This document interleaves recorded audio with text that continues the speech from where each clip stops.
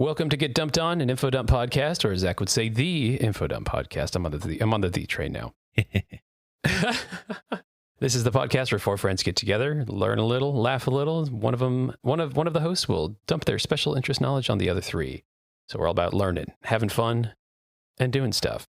I'm joined here always by Mr. Beau.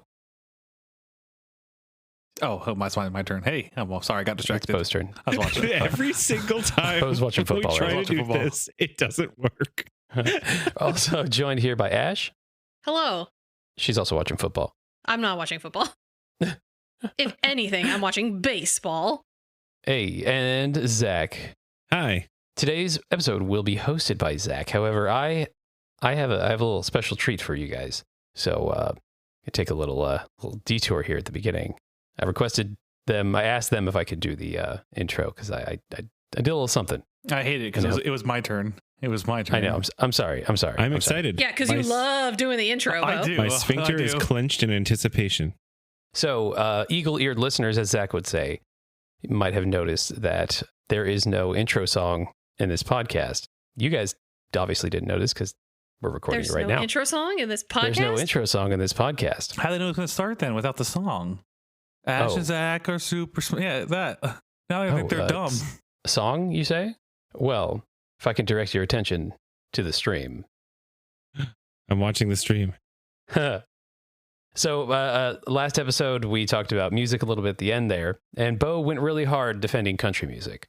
And I did not like it. I don't like country. I don't like certain country music. The I would call lowbrow country music, everything that's just like about beer and trucks and like living in small towns, and when clearly the person is a multimillionaire who's never been in a small town in their life.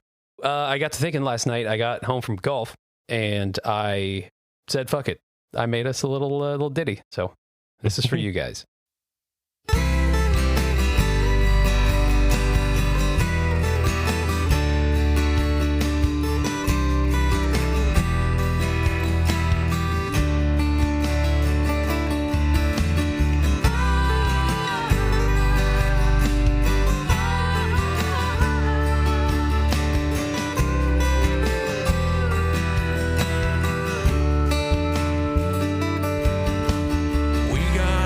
And Zach and a nice cold beer. Beau and Andrew are also here with beer. If you're driving in your truck and you're kind of stuck on what podcast you want to hear, we'll get dumped on.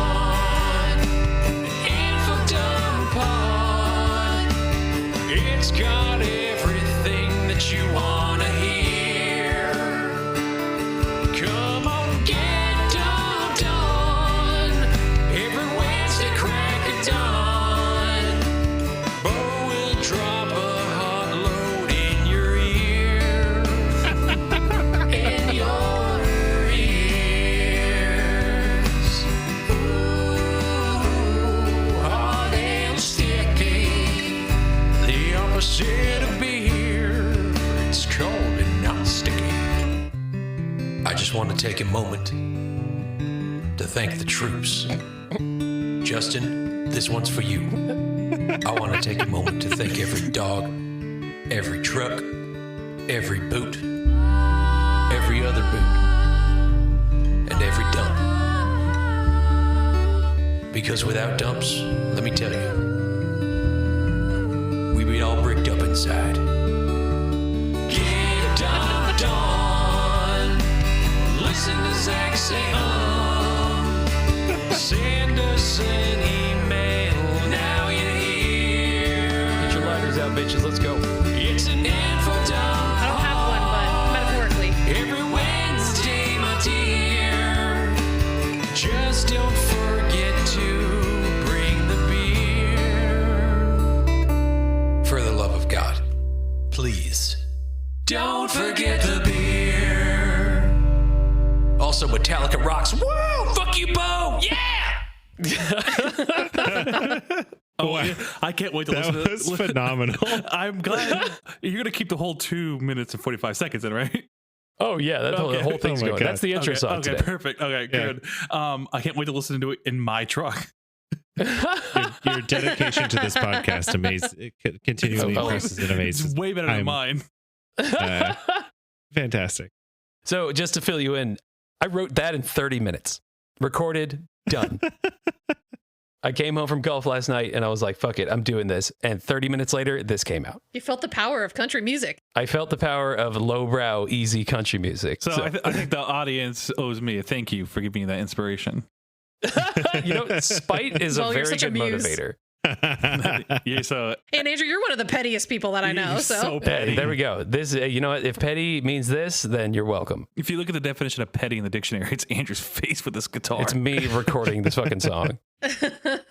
So yeah, welcome to Get Dumped On. After that, I honestly forgot. Zach told me what he was going to do, and I forgot. I hope you enjoyed the new intro song for this one. One time only, one night only. That song is called "Get Yeehawed On." By the way, Are you going to release that anywhere? Is that going to get? I can upload it. Yeah, I can upload it to Spotify as a single track, and I'll send it to you guys as well, so you can. I feel it's also like a diss track to me, so I need to come up with my own now at this point. No, I would love that. Okay. I would love that so much. Nothing more. All right. So yeah, welcome to episode 26. Zach is going to be hosting today. And before he gets started as well, I want to do a quick shout out to some of our listeners. Justin's sister, Chelsea. We know you're an active listener. Hello. We've never met, but whoop, whoop. welcome to the podcast and welcome to the family. And I'm hoping I'm your favorite. Beau hopes that you are the favorite always. Always. Absolutely. Beau loves being the favorite. And shout I'll give out him the favor. And some guy named Dylan. Yeah. He's Zach's college friend. Yeah. Oh, yeah. Shout out to Zach's friend Dylan. Shout out to my friend Kate. Oh, hey, shout Dylan. out to Hi, Dylan. all Hi, Kate. of Brooke. all Brooke. Hey Brooke, what's Brooke. up? I met you once. You're cool. I miss you. I miss you too. I met you once. I'm gonna say I miss you so I don't feel left out. Oh, Beau, that's so nice. That's the nicest thing ever. And a big fuck you to Justin. So fun story about Justin. I actually sent him this track this morning because I was like, hey, what do you think of this? And he responded with, quote, I'm fucking crying. So yeah, and shout out to all of our listeners worldwide. We have a lot of listeners in Germany, Australia, Czech Republic, Finland, Bulgaria, Canada, Netherlands. And go through the list. United Kingdom. You sound like you're the Animaniac song, the Wacko song, lead to the countries around the world. That's awesome. So let's get this shit rolling. Zach, what do you got for us today? Hey, Dump on us. So the other thing is I was listening to last week's episode again, to the Would You Rathers. And, at the end of the day, I don't really think it's that bad of a thing that Beau doesn't like chocolate. It's kind of similar to my pickle theory of relationships. What? So the most successful relationships I've found are between somebody who loves pickles and somebody who doesn't like pickles. And so in our relationship, I'm the pickle hater and Ash is the pickle lover. And it works out I love great pickles. They're so good. It works out great because it means that I don't have to eat any pickles that I don't want to eat, and Ash gets twice as many pickles. So More pickles for me. Yeah, that tracks on my end too because Beau hates pickles and I love pickles. And I give Andrew all my Match made in sweet, heaven. loady pickles. So if Beau doesn't like chocolate, then that Little just gherkins. means more chocolate for me, and I'll eat all of Beau's chocolate that's given out. Nom. Zach likes his chocolate. Nom. Give me chocolate, please. So for this episode, I have two like really high effort episodes kind of in the works right now. But I wanted to spend this episode kind of doing something that's, I don't want to say it's low effort, but it's like a country song is what you're saying. And I don't want to say that it's a filler episode because it's still a really good one. But effectively what's going on. Stop talking down to it. I know. And be nice to it and lift it up. Just do the episode. No one's gonna care. Like you put extra That's a really good point. Everyone stopped listening right now. It's a little different than usual episode. This episode's gonna suck apparently, so let's not listen to it. No, it's not gonna suck. It's gonna be great. Just play the intro again and call it an end. Call it quits. It's gonna be great. So basically what's going on is everyone knows that we moved, and that's why we've had some weird episodes lately. And while we were moving, I found a box that has a bunch of books that I read over and over and over and over and over and over again as a youth, because I was the type of kid to read the same book over again instead of talking to anyone else. And so this one that I found, it's a book that used to be my mom's. And if you look, you read old lady books? I'm just kidding. Old lady books. Zach's mom. You're great. If you look at the now detached cover of the book, in the inside, my mom wrote her name and address, which I'm not going to read. But the important thing is that this is a book that she bought at a book fair, a scholastic book fair. Did you know that those were happening in 1973? Wow. Yeah. No. I'm glad to hear that. So my That's mom cool. got it in 6th grade in 1973. It is called Strange But True, 22 Amazing Stories by David Duncan. They're not Good old D Dunks. they're not all amazing. Is Like they're that not David all winners. Dunks of Dunkin' Donuts fame? Yeah, exactly. Oh my god. I went to his donut store this morning. They're not all winners, but a lot of these stories are great. And they really influenced kind of like the sort of things that I'm interested in today. And Is it so from what I the wanted to do, 70s? That's yes, nuts. from 1973. And That's so, 50 years ago. oh, yeah, right. This is 50 years ago. So Holy crap. we're celebrating the 50th anniversary of Strange for 22 Amazing Stories by Nice. reading some of the chapters. Oh my And gosh. so When this was is- it published? Does it say? that's what I'm talking about. It was published in 1973, Yeah, does it have a month? Sometimes they have. March. A little bit late. So none of these stories are particularly long. They're all maybe like 3 to 5 pages. So basically, I'm gonna read some of my favorite stories. Then when I was younger and I'd read these, I would just kind of take them all at face value. But what I've done is I've looked into each story to figure out if they're a true story, if they're kind of embellished, if it's just like a classic retelling of like an urban legend or a ghost story. So I'm going to tell the story, and then you're going to guess if it's an ooky spooky, if it's big if true, or if it's for real for real. Okay, I'm going to write those down because I want to use those exact terms. And So, the so Ookie Ookie Spooky. Spookies. yeah, ooky spookies, big Okay. if trues, Big if And- trues. for real for real. For real. Got it. And I'm going to go through these in order. And I'm not going to tell you which ones I skip because I'm just going to skip the ones that I don't want to talk. But You didn't have to tell. We wouldn't have known that you were skipping any Yeah, you if could you have wouldn't lied. have said well, it. because the 22 Amazing Stories is in the title. So at the end of this, you're going to be like, that wasn't 22 stories. You know we can't count. You also just said it could have said my favorite stories. Yeah, so these are my favorite stories. So I'm going to start off with The Floating Coffin. Ookie spooky. I know, right? On the morning of August 12th, 1775, the Greenland whale ship Herald was picking her way among the icebergs of the North Atlantic. Suddenly, the lookout bellowed, "A ship! A ship! West ahead!" On deck, the Herald's captain turned in surprise. Some 3 miles away, he saw masts poking above an iceberg. Slowly, a 3-masted schooner drifted into view. You can interrupt to quip if you guys want to. Her sails hung in tatters. Ice coated her spars and rigging. She glistened in the sun. Captain Warren studied her through his telescope. He saw no signs of life. Veering close, he hailed the strange ship. Silence greeted his shouts. The schooner continued on her seemingly aimless way. "Lower the longboat," Captain Warren ordered. "I'm going to have a look." His crew were superstitious and had no mind to venture aboard a ghostly ship. Nevertheless, they obeyed. Smart. Captain That's how you Warren get cursed. picked 8 men and rowed over. Oh, just wait. As the longboat neared the schooner's stern, the men made out her name, Octavius. She was Ooh. unknown to them. Sounds like Again, an old stripper. Ned or Dr. Octopus, Otto Oh my Octavius. God. Again, Captain Warren hailed her. Only rotting timbers and the wind and the loose rigging answered him, creaking and whispering. With 4 of his crew, the captain climbed aboard. The deck was slippery with ice and crusted snow. Seeing no one topside, the boarding party went below. In the crew's quarters, they found 28 men, frozen to death. Each lay in his bunk, heavily bundled in blankets and clothing. The fierce Arctic cold had perfectly preserved their bodies. Next, the investigating crew entered the cabin of the captain, whose body was seated in a chair by a work table.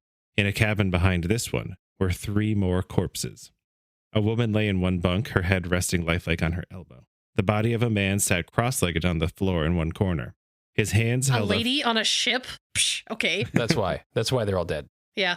His hands held a flint and a piece of steel. Before him was a pile of wood shavings. Death had overtaken him as he had struggled to light a fire.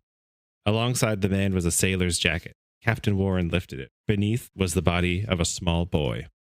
The men of the Herald had seen enough. They wanted to get off at once. But the Yeah, get captain the fuck wanted off to that ship, investigate. bro. Jesus. But the captain wanted to investigate further. He managed to inspect a galley, but he found no food there. By then, his men were on the verge of panic and threatening mutiny. Taking the schooner's logbook, Captain Warren reluctantly returned to his ship. He watched the Octavius and her cargo of death drift northward out of sight. She would never Bye. be seen again. See you later. Later, when he retired to his cabin to read the logbook, the captain discovered that all but the first and last pages were missing. The sailor to whom he had entrusted the book had allowed the rest to fall out. The first page included the information that Octavius had departed England bound for the China trade on September 10th, 1761, 14 years earlier. The last page had but a single entry. 14 years? It was dated November 11th, 1762, and read, "We have now been enclosed in ice 17 days. Our approximate position is longitude 160 west, latitude 75 north. The fire went out yesterday, and our master has been trying to rekindle it, but without success. He has handed the flint and steel to the mate. The master's son died this morning, and his wife says she no longer feels the terrible cold. The rest of us have no relief from the agony." Captain Warren's eyes returned to the words, longitude 160 west, latitude 75 north. The meaning was incredible. On the last entry in the logbook, Octavius had been icebound in the Arctic Ocean north of Point Barrow, Alaska. Thousands of miles from where Captain Warren had just boarded her, a continent of ice lay between these 2 points. What Octavius had negotiated was the legendary Northwest Passage. For hundreds of years, sea captains had sought a shorter route between the Atlantic and the Pacific to carry trade between Europe and the Far East. The Northwest Passage was a dream that could eliminate the long voyage around the tip of South America. Apparently, the captain of the Octavius also had decided to try to find the Northwest Passage instead of sailing home to England around South America. He had tried, and like so many before, he had found death instead. But the Octavius had succeeded on her own. Year after year, she had sailed on, her ship's wheel unattended. She had inched eastward through the vast fields of ice, blindly withstanding the fury of the elements, till she finally floated again in the North Atlantic. Not until 1906, 130 years later, did another ship, Gjoa, commanded by Norwegian explorer Roald Amundsen, navigate the Northwest Passage. But Octavius had been first, carrying a captain and crew who had been frozen for 13 years. So what's your read? What do you think? So does Sounds Ookie like a Spooky big mean ookie not spooky true? to me. So Ookie Spooky means this is a ghost story. This is like a campfire ghost story. So it's not. So you would say that it's not confirmed. So it would be like, this is just a story that somebody made up. It's just a Okay. classic story about ghosts. Big if true is like, this is a legend. There are historical sources talking about it, but there's no like primary source. Okay, And it's just okay. like, it's like a newspaper article citing a newspaper article citing a newspaper article. And like, there's no actual evidence that it happened. And then for real is like, yeah, this is a thing that happened and we know about it. And like, it's a real thing. I want to say Ookie Spooky because obviously that sucks for those people involved, but I don't know. I'm gonna go with for real. I'm going. I'm going ookie spooky for the whole thing. Yeah. Everything. My whole answer from the rest of this podcast is ookie spooky. So be quiet. Ookie Spooky. Ookie spooky. Yeah, whatever. Ookie Spooky. So this is a big if true. We were all wrong. This is a big if I was true. going to say big if true, but I didn't think that a ship could be frozen for that long. Well, so what I mean by a big if true in this scenario is that this is a classic story, but there's no evidence that it actually happened. And it's often cited back to a book of like adventure stories from 1905. But recently, within the past few years, somebody found a newspaper from 1828 with that's the first known story of this Octavius. But there's no like records of the Octavius in like shipping logs or anything like that. And a similar story has been told about another ship called the Jenny and another ship called the Gloriana.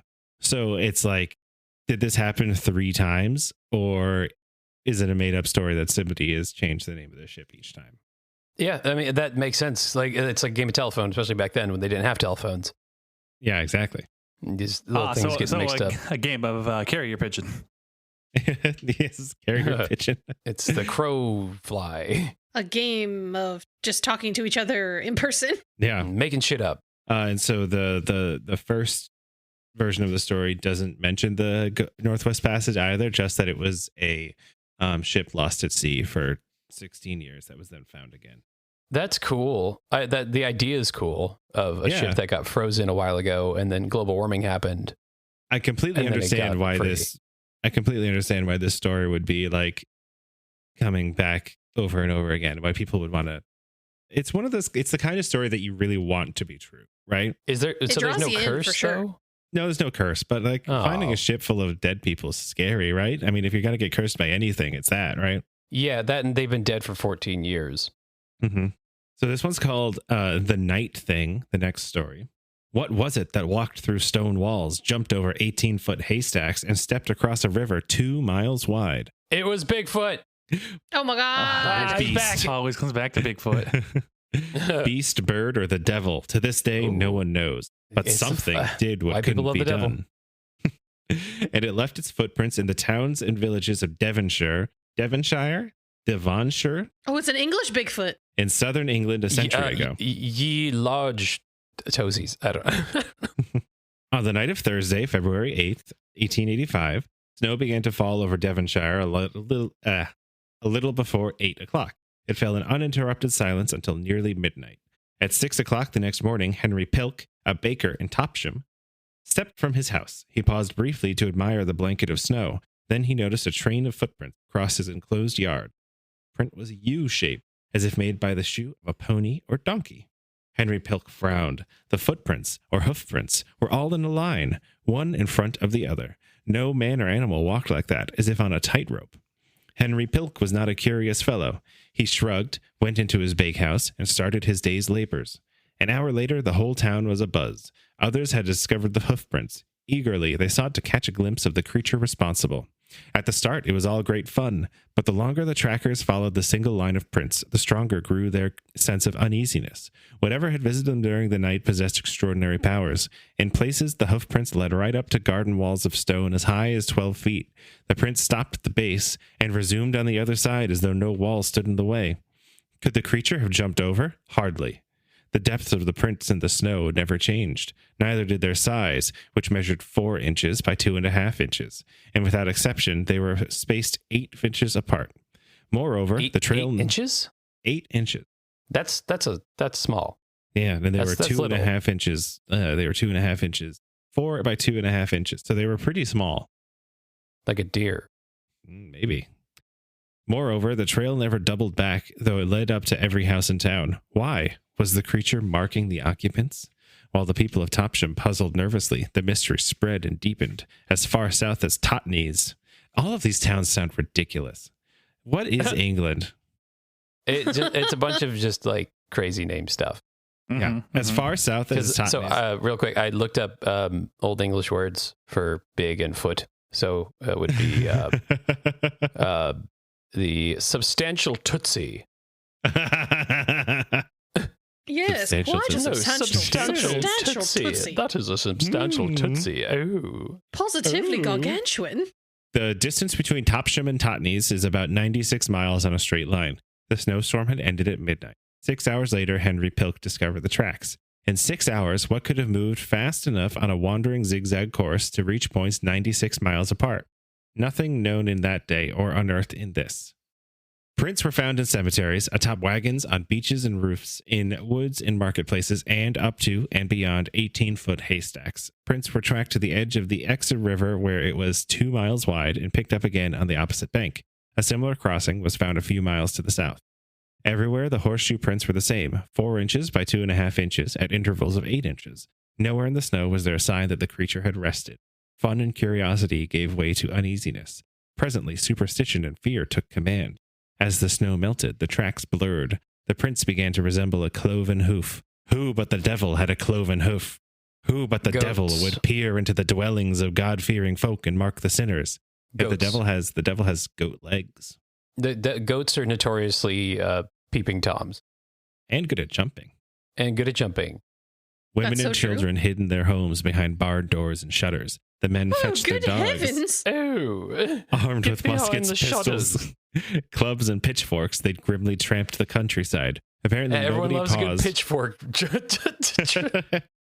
A pitchfork party. Oh, yeah, pitchfork party for sure. They're going after Frankenstein's monster. Apparently, nobody paused to consider how to capture the devil once he was cornered. That difficulty never arose. The night prowler, beast, phantom, or devil, passed unseen. Plenty of snow fell in the days that followed, but the tracks never reappeared. For weeks afterward, men went about carrying weapons, and lonely trails were avoided. Clergymen preached about the signs in our midst, as warnings from heaven about drinking, swearing, and loose living. The Of London course. Times and other newspapers carried many columns about the strange hoof prints. Expert opinion abounded like wild berries. The prints, it was claimed, were made by giant leaping rats, huge rabbits, birds, otters, toads, kangaroos. Richard Owen, a respected Kangaroos? naturalist. In England? Did those exist in England ever? Yeah, they escaped from the zoos. Not like The on UK, purpose, but sorry. yeah, zoos. This was 18. So, this was the 1800s. They had gone to Australia by then. They'd brought back a couple of kangaroos. And Richard Owen is the guy who coined the term dinosaur. So that's fun too. None of the explanations fitted the facts. Thousands of hoof prints in a single line, exactly 4 inches by 2.5 inches, exactly 8 inches apart, roaming tirelessly in absolute silence at uncanny speed over and through every obstacle. The men and women who struggled with this mystery are gone, but the questions linger. Where had the night thing come from? Where was it going? And when would it walk again? Where did it come from? Where Bum, did it bum, go? Where did it come from? England. Devil. All right. This has Zuki Spooky written all over It's it. getting big, oop, and spooky energy. Spooky. Yeah. Too good to be 100%. true. Whatever that one was. Is that it? That was one of them? It encourages people Big if true. to Big or live. true, yeah. It encourages people to live, don't roam, don't be out at night doing Yeah. crazy shit. This sounds like a story. Don't sin because it's the devil. That's okay. Why does that always happen? Whenever there's an unnamed thing that is scary to people, the first thing that back in the day they would say it's because you're sinning. There was never a real explanation. It was always because of loose women and dudes, gambling, cards, and general debauchery is the reason. It's because of Protestantism. Like that doesn't make it like there's a footprint over there. That's because you're sinning. Like that makes no goddamn sense. Makes perfect sense. What are you talking about? Don't sin, or else the devil's gonna Don't get you. sin, or else the devil That's the kangaroo devil is over coming there, for and you. he's gonna come and get you. He's gonna put you in his pouch of evil. He's gonna smell your sins. The devil's always sniffing. So this is for real. No. Yeah. No. This is for real in as much as anything from. So the least true thing about this is that it was in 1855, but the book says 1885. But we have writings, like letters that were written on like February 13th, like 5 days after it happened, telling the newspapers, like those have survived. The drawings of the hoof prints are around. So like, is the hoof print like made by the devil? I don't know. There's been no consensus on what made the hoof prints. But it's true. I have a theory. Now there is one thing that You have a hypothesis. I have a hypothesis. the spacing and the size of the hoof prints varies more. It's not as uniform as this says that it is, but everything else about it, as far as I can tell, is true. And I found a paper by a guy named Mike Dash who compiled all of the sources for this. I didn't read the whole thing because it's 84 pages long. Wow, that's a lot. Yeah. I have a hypothesis. Tell me. Just like the Bigfoot thing, where the guy was walking around with the big wooden feet in his backpack, just stomping away.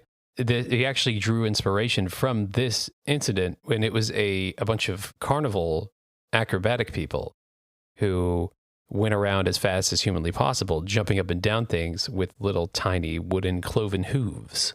Ooh. And it was the best prank in history for 90 miles.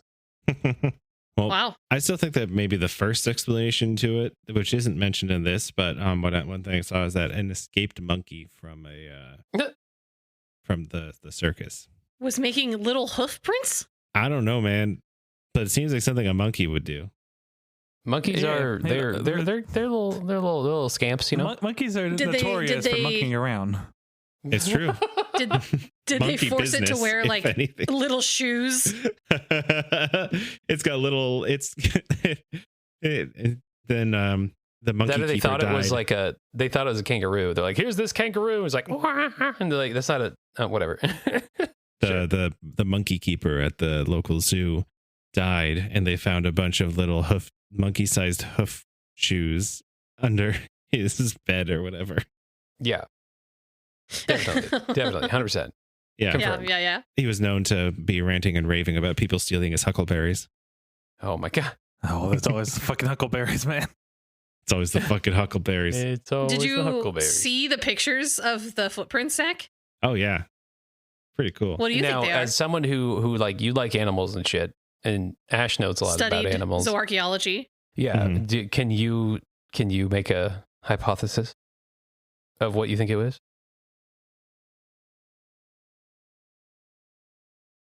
Monkey. All right. I agree. That's funny. All right, definitely monkeys. 100%. It could also be like a prank, and then another one of the other theories that I read that I really liked is that it could have been there was a guy who was experimenting with balloons at the time and had like tools dangling from the balloons, or like just ropes dangling from the balloons, and it could be that he released these balloons, and then they as they were like coming down to the Dragging on the ground, ground. they like the ropes were like dragging and bouncing along the ground, making little divots in the snow. Little exact same divots. Yeah, I don't vote know, monkey. man. I'm on the monkey train now. There's all kinds of different, like, I don't know, it could be anything. It could be UFOs, who knows. What if Confirmed. it's just a tiny horse? Not a mini horse. A tiny horse. A tiny horse that, like, it's tiny enough to where it can scale building. Because, you know, obviously big horses can't because they're too big. But a tiny horse, gravity's, you know, not against it as much. So it could be just, Yeah, you know, horsing around. Walks right up the wall. We got monkeying around. We got horsing around. We got kangarooing around. It's fucking wild. It's fucking wild. No matter, regardless of what it is. I think it was it's the wild. devil. I mean, it was definitely the devil, right? Yeah. Yeah. Okay, next one is called The Girl on the Train. The Awakening girl from his on the nap. train. Hey, can I try to guess what it is before you say it? Yeah, go ahead. It's about a girl on a train Holy who says that she's like, a guy comes up to her and he's like, "Hey, what's up?" I'm like, "You're a girl on a train. I'm a guy on a train. Let's do this." And she's like, "Sure, I'll totally call you." And then she never does. Dun-dun-dun-dun-dun-dun-dun. Whoa. All right, let's see if you're right. Okay. Awakening from his nap, the American painter Gerard Hale saw a girl seated opposite him. When he dozed off, he had been alone in the compartment of the speeding French train. Hale was more pleased than surprised by his companion. She was lovely, and yet her face was fixed in brooding sadness. Pause. Beau, what does a French train sound like when it goes? Wee.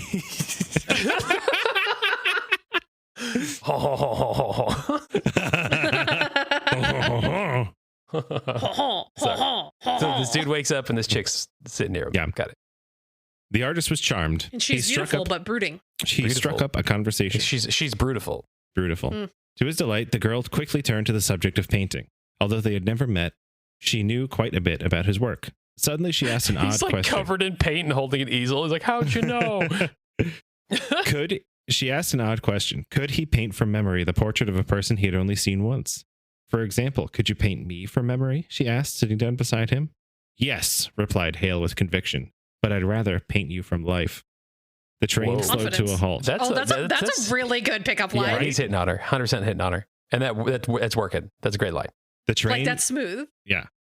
He's The like, train "Have you seen slowed to a halt. Titanic?" It's like, it hasn't come out yet, but have you seen it? The girl got off. We shall meet once more, she said in parting. Yeah, she did. Hale's stop was 10 miles farther on. He had been working in Paris when he had been commissioned to do a portrait of a French woman at her home on the Loire River. It was 1928.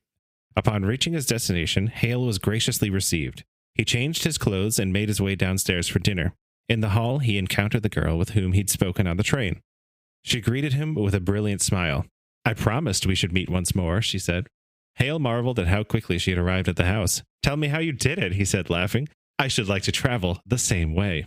Said, "I'm you from the future." For you suddenly really realize some stuff about yourself. For a fleeting moment, the smile slipped from the girl's lips. That would be impossible, she said softly, and hurried away. During dinner with his host and his hostess, the woman whose portrait he had been commissioned to paint, Hale offhandedly remarked about the girl. His host stiffened. I have no idea whom you met, he said forcefully. There is no young woman in this house. My wife and I are not expecting one. Seeing his host's peculiar reaction, Hale switched the talk to other things. But the topic was reopened at the coffee table. Hale was asked to make a sketch of the girl's face and was supplied with pencil and paper. Hale settled himself and began to draw. The pencil seemed to guide his hand as it reproduced an exact likeness of the girl.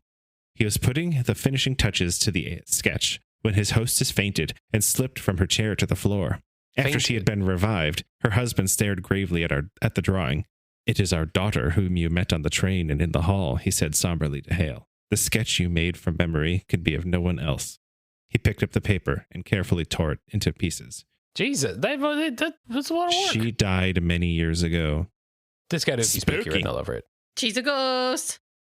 That bathroom's been closed for 30 years. I hate when that boy meets girl, girl commissions painting from boy, girl turns out to be a ghost. The tale is old as time. I'm so sick of Hollywood always making that damn story. I'm so sick of meeting beautiful women on trains, and then it turns out that they're ghosts. Fucking ghost every time. This is the 5th time this week. That's why I refuse to use public transportation anymore. Yeah, that's why I stopped being a painter. That's why I quit being a painter. I can't take it anymore. So this is an Ookie Spooky. This is this was a story that was actually originally written by Charles Dickens in the late 1800s about a man named H, just called H. And then Charles later, Dickens be dicking around, man. Gerard Hale was a real painter, and then later he was like, "Actually, I'm H." And then people were like, "This story's from before you were born," and he's like, "I'm H." He's like, "So the story itself is a ghost because I wasn't born yet." And so then that somehow became the version that ended up in this book. Okay. Wow. I like the story. It's a cool story. It's a fun story, right? I like it. But like, I mean, has anyone really fainted though? I've never seen someone faint from shock. It's more like heat exhaustion. When I got my nose pierced, the piercer accidentally went through a blood vessel, so I bled a lot, and then I fainted. Well, that makes sense, Yeah, blood loss. You lost blood, But like, I've never seen something. I mean, like, oh, and then just like falling over, just because it was the long lost brother that I've been looking for 40 years or something. I mean, I don't have a daughter who died many years ago that a man showed up at my house and drew a perfect picture of her face. Like, that's never happened to me. So would I faint? I don't know. What would make you faint? But like in real life stuff, what if you saw would make you faint? Like a gruesome accident. Yeah. Like if I saw somebody's bones coming through their skin, I might faint. I'd be like, nope, absolutely not. What about you, Beau? What would make you faint? Oh, sorry, I passed out there for a second. Talking about fainting makes Beau faint. I forgot about that. Yeah, I can't believe I forgot that. All right, let's keep going. This next one's my favorite. The strangest of all detective cases took place on a beach in France in 1888. It began the day a businessman named André Monet and his wife arrived at the small French seaside town of Saint-Adresse for a vacation. Late that night, Monet left his hotel to take a swim before going to bed. He never returned. Early the next morning, a boy discovered him lying on the beach, dead of a bullet wound. Oh, I was eaten by bears. No, he just got shot. Those ocean bears, you gotta watch out. Those French bears will get you. Hey, Beau, what does a French bear sound like when it's eating you? Oh, fuck. Don't do me like that, I got nothing. Oh, no. The French National Police sent Detective Robert Ledru to investigate. I guess his name would be Robert Ledru. Oddly, but I'm just going to say Ledru because I'm a filthy American. Oddly, Ledru happened to be in Le Havre, which was within... Le Havre. Oh my God. I'm reading, but I lost the ability to read. Oddly, Ledru happened to be in Le Havre, which was within walking distance of Saint-Adresse. Ledru was selected to go to the scene of the crime because of his reputation, not because he chanced to be nearby. He was considered brilliant. Not only was he the youngest detective on the police force, he was easily the most successful at solving mysteries. He was very trigger happy. He loved shooting people on park benches. It was claimed that he could sniff a used but empty glass and identify the drink, and could look at a footprint and describe the person who made it. His superiors believed him. He knows. Knows. The scent of crime. Hey. So he was good. He was good at it. Robert Ledru was neither swift nor brilliant. He was patient and thorough. Far from solving mysteries at a glance, he worked slowly and carefully. He spent hours and even days at the scene of a crime, going over every foot of ground. He scarcely slept until he had checked out every clue, every alibi, every suspect. By dogged determination, he had built a dazzling record. That record was his lifeblood, and he did everything to further it. For example, he never admitted that he had toiled around the clock tracing the owner of a button. In his report, he wrote only that he had deduced who the owner was. To his superiors, he seemed the ideal man to send to the beach at St. Adresse, and he was. No one but Robert Ledru could have solved the murder of Andre Monet. But when the great detective arrived at St. Adresse, he could recover no leads. The murdered man had no known enemies. He had not been robbed. His only heir was his wife, and she had waited up for him in the hotel lobby in view of the night clerk until 2:30 a.m. Since the coroner had fixed the time of death at no later than 2 a.m., she was cleared. Ledru was making no progress. Worse, the many nights during which he had passed up sleep in order to work on his cases were catching up with him. He was exhausted and his nerves were strung taut. Oh, but how he longed for time to rest. How he would sleep. Peaceful sleep. He had told no one I am tired. I am tired. Well, have a nap. He had told no one about his nightmares. Before he could rest, however, there was this new murder to solve. Night fell, and still his efforts led him no closer to the killer. He resorted to his tried and tested tools, patience and painstaking thoroughness. He marked a large circle around the spot where the body had lain. Lantern in hand, he examined every inch of sand, in and near the circle. Near midnight, he found the clue, a footprint. It told him the identity of the murderer, and it shook him to the bone. It took him that long to find a fucking footprint? For the footprint was what he had been half consciously looking for all along and dreaded to find. The guilty man was someone he had known all his life. The struggle within Ledru was soul-wrenching. Should he turn the murderer in? Duty at last overcame every personal objection. After walking the beach for hours, Robert Ledru entered the St. Adresse police station. He had solved the case, he announced, and laid upon the desk a plaster cast of a footprint. It was of the left foot. The footprint unquestionably belonged to the murderer, the detective asserted. He had sneaked up behind the victim in stocking feet. As proof, Ledru pointed to the plaster cast. The first joint of the big toe was missing. Then he stooped and took off his own shoe. Oh, I fucking knew it, dude. Andrew, you called it. Gentlemen, he said quietly, I am the murderer. He lost the first joint of the big toe on his left foot while a boy. The nightmares in which he saw himself commit murder had come true. Robert Ledru was placed under arrest and eventually brought to trial. Respected doctors testified in his defense. Due to a rare mental condition, they stated, Robert Ledru was dangerous only at night. During the day, he was perfectly sane. Too much Ambien. The words of the doctors, plus a masterly plea by his lawyer, saved Ledru from execution. He was sentenced to life imprisonment. The sentence was carried out only in the hours between sunset and sunrise. During the daylight, he was set free to go wherever he chose. That's Robert terrible. Ledru died in his cell in 1939. For 51 years, he served his unique sentence, walking the streets during the day and returning at night to be locked up. You should be locked up during all the time for murder. Can you imagine catching dinner with some friends, having a late night, and you're like, oh, shoot, I gotta get back to prison. Guys. Oh, they're going to be mad if I'm late again. They're going to cut off my other toe. The sun's going down. You don't want to see me when the sun goes down. Oh, I called that shit. Yeah, you did. Yeah, you Dang, did. Andrew. Yeah, but if I called it, that's probably not for real, for real. I'm going to say it is for real, for real. You had a lot of specific details that I feel like would be, I don't know. But what do you think? Oh, for real, for real. For real? For real. Whoa. Wow. Yeah, wow. I'm going big if true. Yeah, I'm changing my mind. Spooky. Spooky, spooky. It was for real, for real. What? For real, for real. For real, you for had real. a lot of details. So he killed a guy while Ambien sleeping and then turned himself in. That's real. Yeah. And then basically solved because his own murder. Well, not his because own he had murder, solved but so many murders and was just a generally respectable person. And because, he didn't do any otother crimes when he was allowed to. I'm sure that if he had done a crime during the day. He didn't steal a Hershey bar. He fucking shot somebody. Now, the thing what I looked a little bit more into it, and the thing that proved to them that he was indeed a sleepwalk murderer is that, and only when he was sleeping, is that while he was awake, so they put him in a prison cell and they gave him a gun that was loaded with blanks. And he knew that it was loaded with blanks. And then in the middle of the night, he sat up and took the gun and shot at the guard in the prison while he was still asleep. Yeah, maybe don't let that guy out ever. he's a sleep murderer. Yeah, That's like, crazy. what if he takes a nap in the middle of the day and goes on a rampage? You're not allowed to sleep. Like they have somebody with him, but just slap him every time he closes his eyes. Wow. That poor wife. Yeah. She's walking around town and guys, the guy who murdered my husband. Make sure you go to jail tonight. It's a different town, at least. So if he traveled, did he have to travel? Like he's like, oh, I'm gonna go visit Germany for the weekend to see my family. He'd like call ahead, be like, hey, I need to open jail cells for me. He probably wasn't allowed to leave.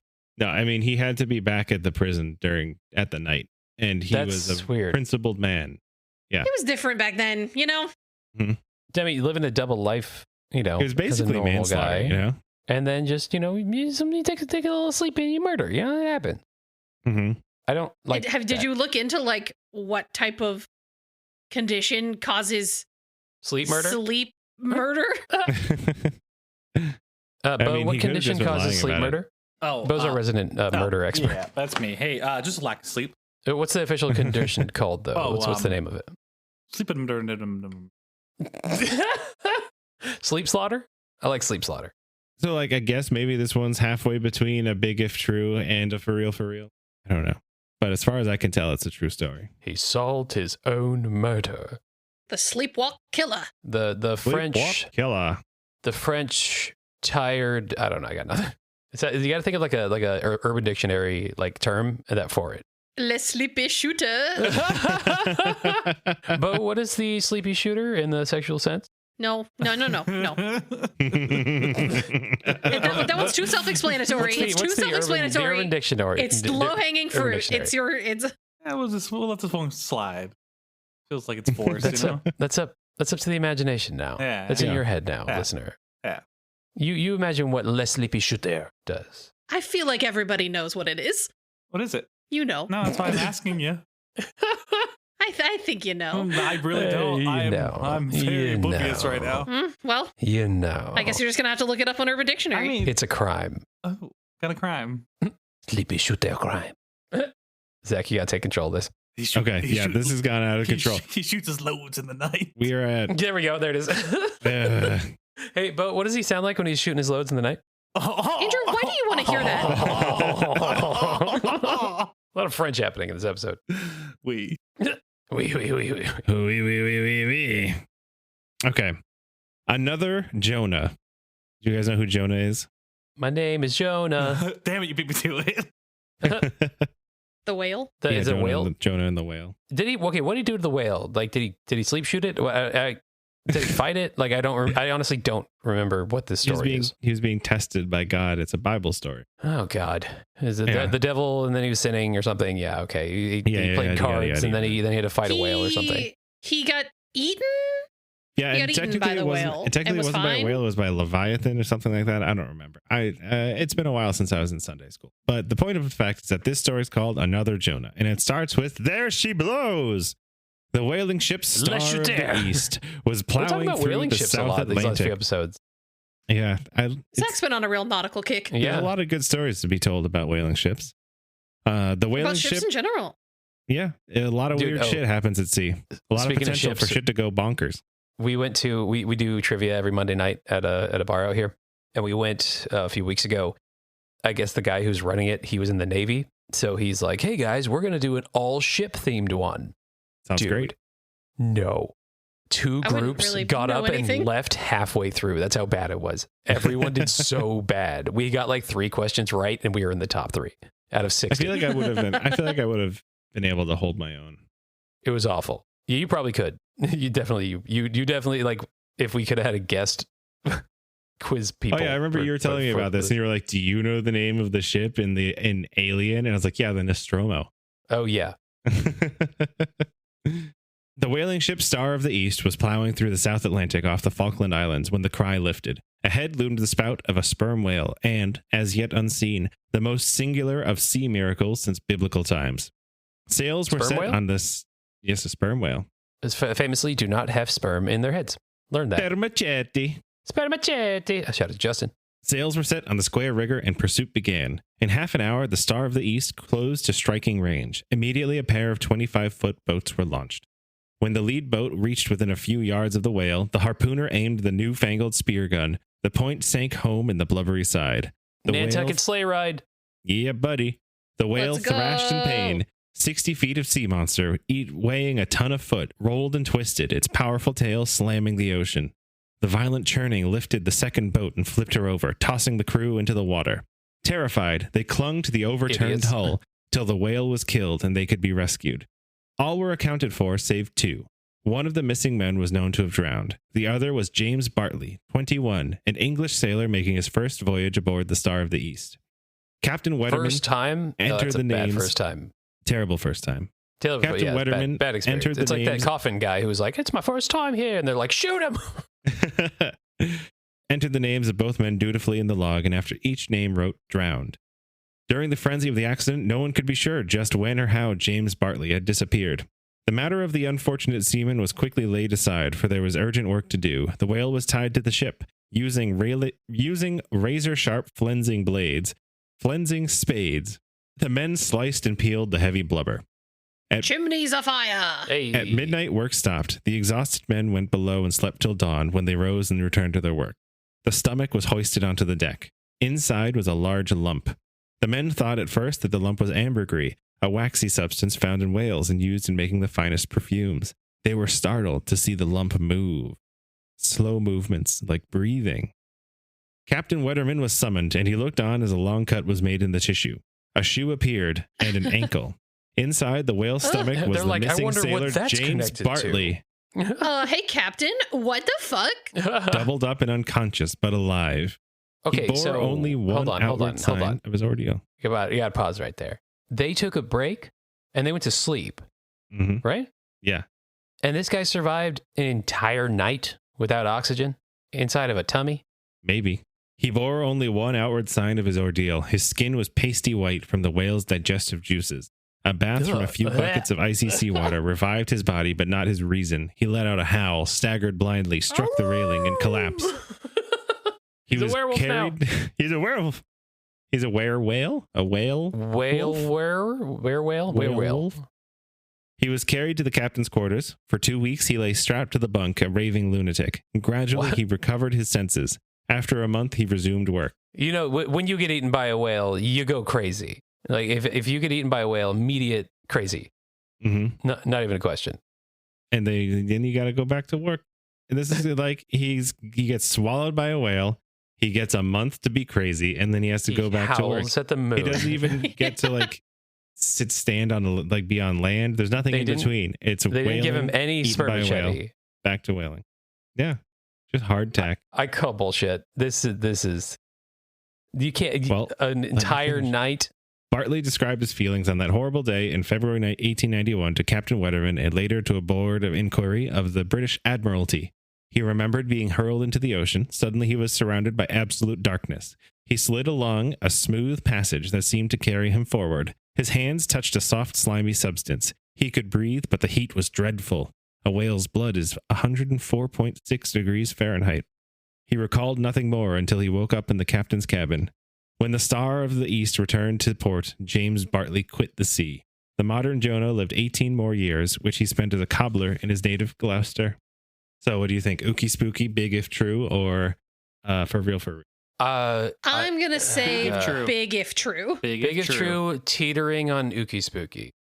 I'm thinking there's a lot of decisions were made in this story that were not true. But I mean, maybe some guy got eaten by a whale, but I don't think that the time works out, nor the howl at the moon. It is a big if true. So yeah, big if true. They're basically we know your tricks. So essentially, yeah, it's pretty much impossible for somebody to survive overnight inside of the stomach of a whale because he would have suffocated. And also he would have been crushed to death inside the first stomach of the sperm whale. They have a four-chambered stomach, which is fun. Yeah, they have a four-chambered stomach, which the first has no gastric juices, so he wouldn't have even been digested. But it has very thick muscular walls for crushing food. And to resist like the claws and suckers attack of squid that they eat. And the second chamber is where digestion takes place. So if he had just been swallowed, he wouldn't have been moved to the second chamber yet. And he would have been stuck in and either way, he would have been either crushed or suffocated. The wife of the captain wrote a letter. So this was like a story that like happened, like was like effectively at the time the story was spread.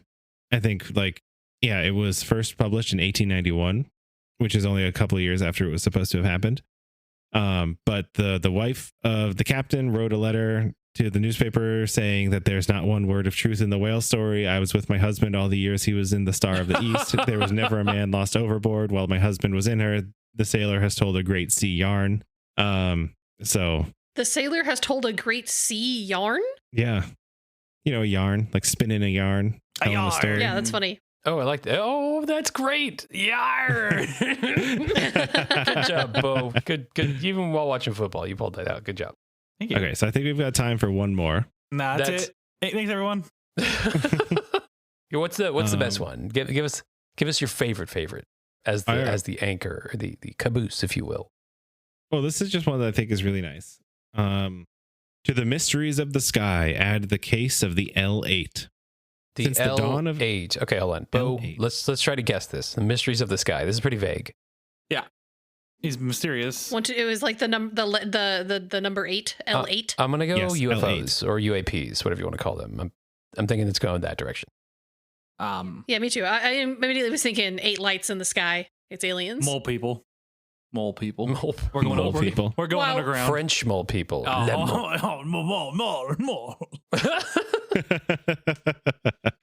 I am le digging. I'm on the ground. I cannot see. Oh. And just like that, we lost all our French listeners. Sorry, yeah, everyone in France. And the weird people in Canada. So, hey, you can make fun of us. It's easy. Just call us fat and sweaty. It's fine. Yeah. Burger Town. Yeah, why don't you do that? Burger Town, USA, baby. Yeah, call us fat and sweaty. See how people react to that. I love it. Beau, you're skinny and so dry. You're so dehydrated. You don't so sweat. Dry, you're always at risk of heat stroke. That's how little you sweat. That's why they call me Sandpaper Beau. You're basically just a skeleton in the desert. Yeah. All right. Since the dawn of aviation, aircraft have flown into the clouds, never to be seen again. The L8 disappeared into the clouds, all right. Thereafter, her story is like no other. She reappeared and eventually came to Earth without her crew. During World War II, the L8, a Navy blimp, patrolled the California coast near San Francisco. At 6 a.m., August 16th, 1942, she took off from the Treasure Island Naval Base on a routine flight. Aboard was her two-man crew, Lieutenant Ernest D. Cody and Ensign Charles F. Adams of Airship Squadron 32. The day was overcast. A light rain fell intermittently. Almost 2 hours later, Lieutenant Cody radioed the control tower at the base. "Am investigating large oil slick." He gave his position as 5 miles east of the Farallon Islands. The message aroused no concern. Oil slicks were common and did not necessarily mean that an enemy submarine lurked underwater. 2 fishing craft and 2 patrol boats, one Navy and the other Coast Guard, were near the oil slick when the blimp began circling at a height of 300 feet. The fishing boats hurried to a respectful distance in case the L8 dropped depth bombs. Bombs were not dropped. Instead, the L8 suddenly soared into the clouds. The men on the 4 ships watched her disappear. They did not see her again. Some 15 minutes had passed since the tower had received Lieutenant Cody's radio message. At 8:05 a.m., an attempt was made to contact the blimp. The L8 did not reply. Immediately, 2 OS-2U Kingfisher search planes flew to investigate. At 10:30 a.m., a Pan American Airways clipper reported the blimp south of the Golden Gate Bridge. At 10:40 a.m., one of the Kingfishers sighted her as she rose briefly above the clouds. Moments later, viewers at Fort Funston saw her wander from the ocean and strike the beach a mile away. A pair of surf fishermen, like out of the ocean. Well, no, like above the ocean. Okay, just from the area of the clouds above the ocean. Yeah. Just wanted to clarify. And strike the beach a mile away. A pair of surf fishermen tried to grab the loose lines and tie her down. They noticed the gondola door was open. No one was inside. A gust of wind tore the airship from their hands. The L8 struck a cliff near the beach, and one of the depth bombs fell alongside the highway, unexploded. Lightened, the blimp sailed off. At 11:15 a.m., her helium bag leaking, she landed on a street in Daly City, south of San Francisco. I used to live in Daly City. Oh my God. That's the second I met. Navy experts examined the wreck. They found nothing amiss in the gondola. Rubber life raft, parachutes, and documents were in place. The radio was turned on, but the battery had run down. The throttle to one motor was wide open, the other half open. Missing were the 2 airmen and the bright yellow life jackets they were required to wear when over water. The landing space below the deck of the gondola, which contained control wires, was dry. From this, the experts reasoned that the blimp had not touched down on the ocean. Had Cody and Adams fallen while circling above the oil slick? The loss of their weight might explain the blimp's sudden zoom into the clouds. But then, surely their falling bodies or the splashes would have been seen by the men on the 4 boats nearby. Even if the 2 officers had been knocked loose from their life jackets upon hitting the surface, the jackets themselves should have been found floating. And would not the bodies of Cody and Adams have eventually washed ashore? At a naval hearing, witnesses from the 4 boats said they had seen neither splashes nor men falling. A full-scale search failed to find a trace of the life jackets or the missing airmen. Only this much is known. Whatever happened to Cody and Adams took place in the last 15 minutes between their last radio message and the unsuccessful attempt by the tower to contact them. During those 15 minutes, the L8 was either circling the oil slick or hidden from sight in the clouds. Isn't that spooky? They disappeared. Spooky. No, I know where they're at. They're underground. Yeah, where are they? They're underground. The mole people got them. The mole people blimp. You know, a classic mole people blimp scenario. It's in every Hollywood trope, you know. People don't belong in the sky. They belong underground. I want to say I'm big if true. I'm going big if true. I'm going to say for real, because there was a lot of very, again, specific details. Yeah. Yeah. So this was a for real. This is the thing that actually happened, and nobody knows what happened to the 2 men still to this day. Isn't that spooky? Something tells me spooky. That they, an artist was commissioned to paint them later, and then a guy who owned a blimp business was shown the photo and he fainted. I think that it malfunctioned and it rocketed into the sky, and then they passed out because of the altitude and fell out. The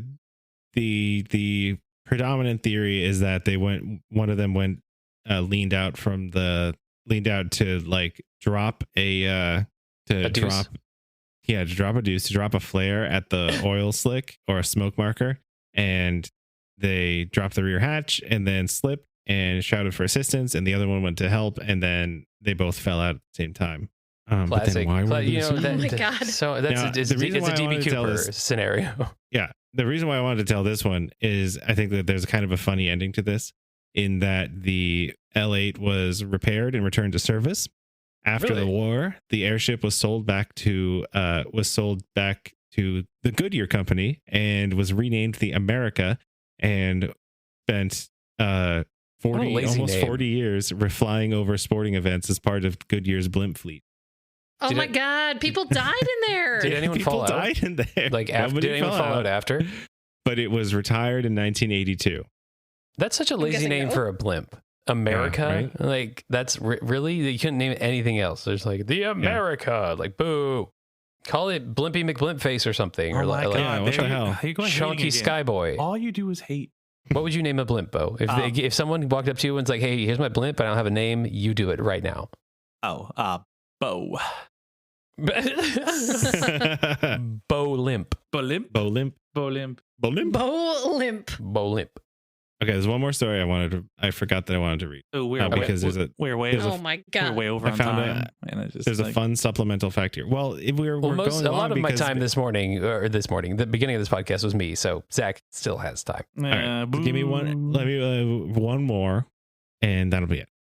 It's called The Girl Who Fell 6 Miles. Don't you want to hear about the girl who fell 6 miles? Okay, this story is about a girl who fell. Yeah. And she stumbled, but she never fell over all the way. She was just doing that stumbling thing where you're catching yourself for 6 whole miles. She kept until she saw something scary, and then she fainted. She kept trying to trip, but she kept picking herself back up. And then she's like, she's like, whoa. She's flaying her arms. They're like, oh, go. Like, she stumbled past a Frenchman who was like, oh, you're going to fall for 6 more miles. And the mole people grabbed her, and it was all over. Classic. Okay. Girl who fell 6 miles. The explosion ripped the air high above the Bohemian Rhapsody. Oh my god, I can't believe it. Is this so real? The Bohemian mountain region of northern Czechoslovakia. Villagers looked up in alarm. They could make out a jet airliner 6 miles above them, but not the raw hole blown in its luggage compartment. The plane, a Yugoslav DC-9 on a regular flight from Stockholm and Copenhagen to Zagreb and Belgrade, flew on for a few seconds before other explosions tore it apart. A horrifying rain of wreckage and bodies hurtled down. Twisted steel and victims were scattered over miles of the forested countryside. The tail section plunged into a snowy wooden slope. A game warden named Henke reached the spot first. Nothing, he reasoned, could have survived the crash. He saw several bodies. Then, to his astonishment, he heard a feeble moan. Lying in the snow was a blonde girl in a dark uniform. She was Vesna Vulovic, 23, a stewardess. Henke wisely made no attempt to move her. He covered her unconscious form with his coat and hurried for help. An ambulance rushed her to the hospital, where she underwent a 3-hour operation. Dr. Miloslav Randa was the surgeon. Vesna regained consciousness briefly. She was able to speak her name and give the number of her flight. The following day, she recognized her mother, who had come from Belgrade. With Mrs. Vulovic was Dr. Dragoslav Adamovich. He conferred with Dr. Randa. The two surgeons decided to transfer Vesna to Prague by helicopter for neurosurgery. In Prague, specialists removed a piece of vertebra that was pressing on Vesna's spinal cord. The operation succeeded, and slowly Vesna recovered, but she could remember nothing of falling 32,000 feet. The terrible seconds of January 26, 1972 were a blank. Doctors considered this lapse in her memory a blessing. The shock of recall might have affected her mind. Now, the thing I'm thinking about here is this is January 1972. This book was published in March 1973. What kind of turnaround time was this book made on? Things were just done quicker back in the day. That was a quick one. They're like, yeah, get this thing in here. Investigators studied the wreckage as well as voice and flight records. The evidence was clear. The first explosion had been caused by a time bomb hidden in the luggage compartment. Instruments registered an explosion during a conversation between the pilot and a stewardess. Up to that moment, everything in the jetliner had been working normally. Unanswered was the question of how Vesna Vulovic had lived when everyone else aboard, all 22 passengers and the crew of 4, was killed. What had taken the lives of many of the passengers was the sudden loss of air pressure inside the cabin. They had died strapped to their seats. Vesna's survival is a matter of guesswork, assisted by something, as she muttered after her spinal operation. She mentioned oxygen masks and fretted at not being able to help anyone. Fitting her remarks into the known facts, investigators put together the chain of events surrounding Vesna's miraculous escape from death. The explosion occurred when the passengers were due to be served a meal. Consequently, Vesna was on her feet. During the ghastly moments of flight between the first explosion and the breakup of the crippled plane, the passengers screamed for breath. Vesna scrambled for the oxygen masks. Masks were found near where she and the tail section came to earth. As she tried one on, the tail section broke off. The pretty stewardess was thrown into a corner and knocked unconscious. Her physical system was thus slowed. Why do you have to note that she's pretty? I don't know. David? It was the book. Like remember how we talked about in the DB Cooper episode? In the 70s, stewardesses and flight attendants, they were very heavily sexualized. So if this was written then, like they didn't hire ugly people. But. No. She was thrown to a corner, knocked unconscious. Her physical system was thus slowed, and she was relaxed during the fall. With Vesna inside, the tail section struck a pine-covered hillside. The treetops cushioned the impact. Vesna was hurled clear and slid down the hill, further reducing the impact. She had come through explosions, decompression, the fall, and the crash, and lived. The name of Vesna Vulovic, the girl who fell 6 miles, is imprinted upon medical history as one of the greatest examples of the durability of the human body. Wow. I think I actually know this one. This is for real, right? Yeah, me too. I've heard this before. Yeah, this is for real. Vesna Vulovic, she died in 2016. She survived. It was a plane crash, actually. She fell from 12 miles. Pouring out for Vesna, though. Knocked it out. Yeah, pouring out for Vesna. She suffered from mobility problems for the rest of her life. Obviously, understandably so. From the fall. She still holds the Guinness record for the highest fall survived by a person. I'll beat that record. Beau, do it. Let's see it. And Justin becomes a permanent member of the podcast. Well, more accurately, she survived the highest fall without a parachute, because there's that guy who fell from who did that Red Bull thing, right? But yeah, he had a parachute. So she just raw dogged it. Respect. Yeah, I mean, she didn't. Respect. She didn't do it on purpose, but And this is one of the ones where the details are actually less impressive, because she didn't fall 6 miles; she fell 6.3 miles. And 6 miles is just a good round number, you know? The Yeah. girl who fell 6.3 miles doesn't have the same ring to it.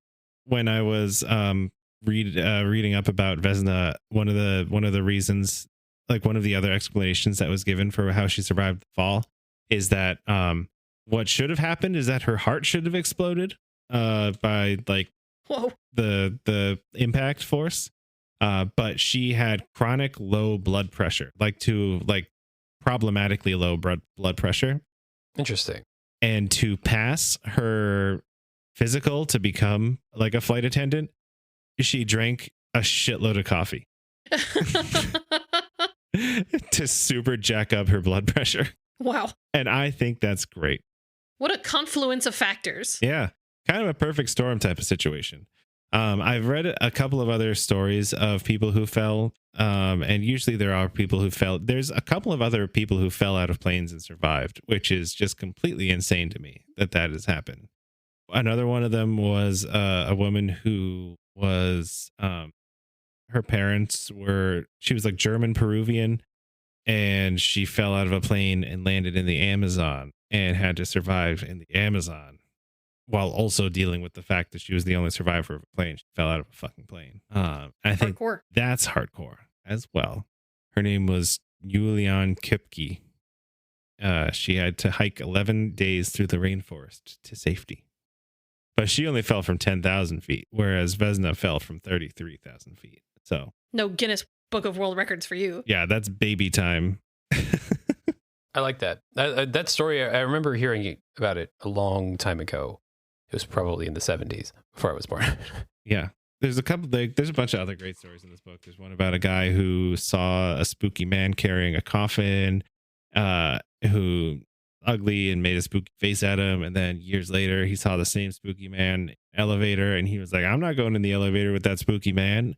And he didn't go in the elevator, and then the elevator crashed and killed everyone inside it. Oh, so spooky. And that's fun. That's pretty And then there's ooky. another strange, but yeah, it was an ooky spooky. Like the guy who told the story was a real person, but he just said, it was the same thing as with the girl on the train, where it was like a ghost story at the time, and he was like, actually, it was about me. Okay. And then there's another really Narcissist, good am I one. right?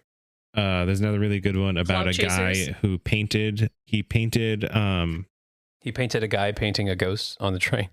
Ooh, no, he did a 1/4 mile long painting of the Mississippi River in the 1800s, and it was like this big national craze, and like basically put on rollers, and like they showed like it was put on rollers and like kind of like scrolled in like a theater while everyone was like, wow, look at how big this painting was, and it took like 3 hours to see the whole thing, and it was a Wow, 1/4 mile long That's painting. a really big painting. Holy shit. Yeah, it took him 6 years to do.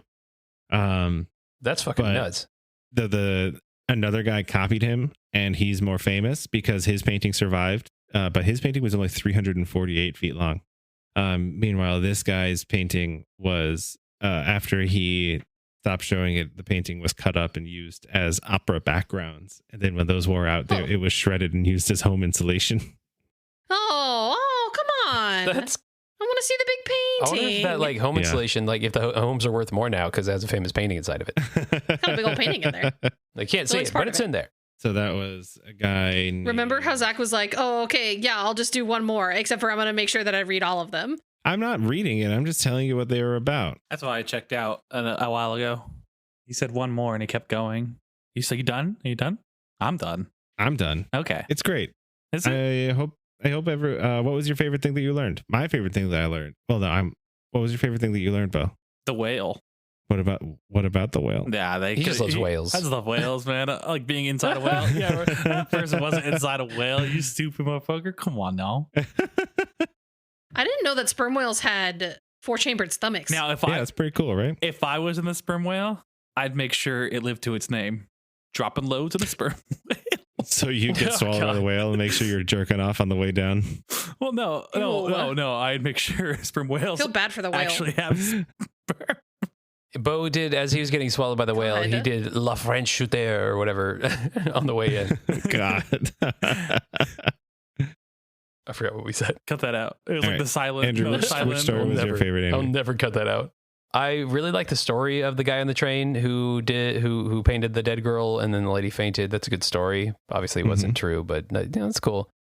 My favorite real story was definitely the lady who fell out of the plane and survived just because she had the lowest heart rate imaginable. That's fucking incredible. Not the guy that solved the murder that he did when he was asleep. I hate that Andrew guy. hates that one. I hate that guy. I hate that they still allowed him just to walk around in the daytime. Be like, "There's the murderer. He only does it when he's sleeping, though." He's only dangerous at night, like a vampire. That's what it is. Yeah, exactly. That's essentially is like he's a werewolf, just not the wolf part. He's just an asshole. Mm-hmm. It's kind of interesting, but also fuck that guy. Learn how to sleep. I had something to stop. Anyway, Andrew, you took us in.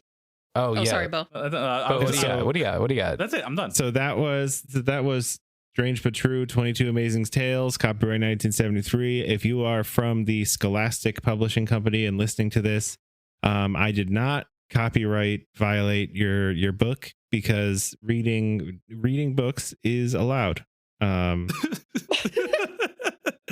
So I have my reading license. I can read anytime I want.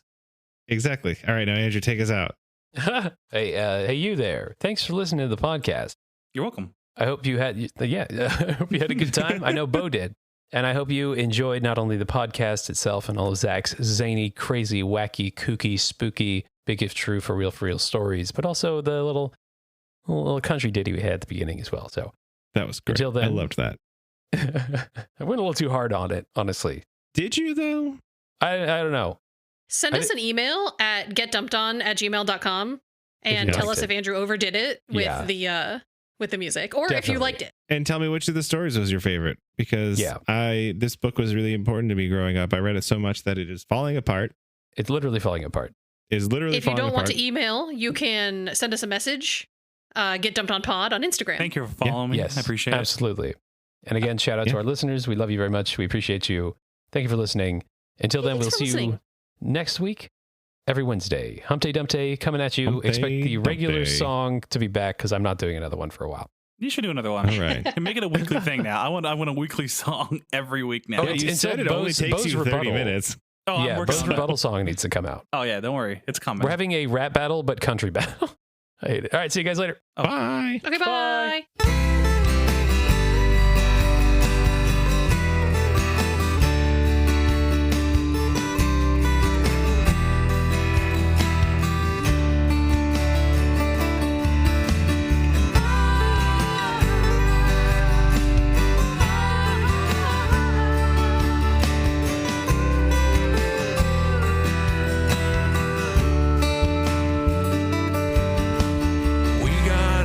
Zach and a nice cold beer. Beau and Andrew are also here with beer. If you're driving in your truck and you're kind of stuck on what podcast you want to hear, we'll get dumped on.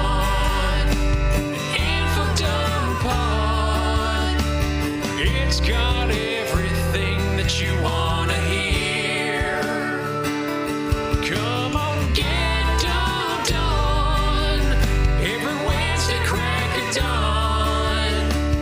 Beau will drop a hot load in your ear. In your ears. Ooh, hot and sticky. The opposite of beer, it's cold and not sticky. I just want to take a moment to thank the troops. Justin, this one's for you. I want to take a moment to thank every dog, every truck, every boot, every other boot, and every dump. Because without dumps, let me tell you, we'd be all bricked up inside. Get dumped on. Listen to Zach say, send us an email. Now you hear.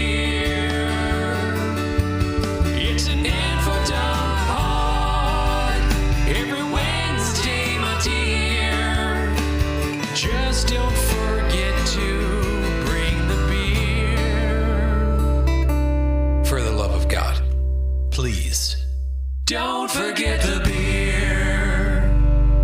Also, Metallica rocks. Woo! Fuck you, Beau! Yeah! See you later. Get dumped on. Yeah, trick.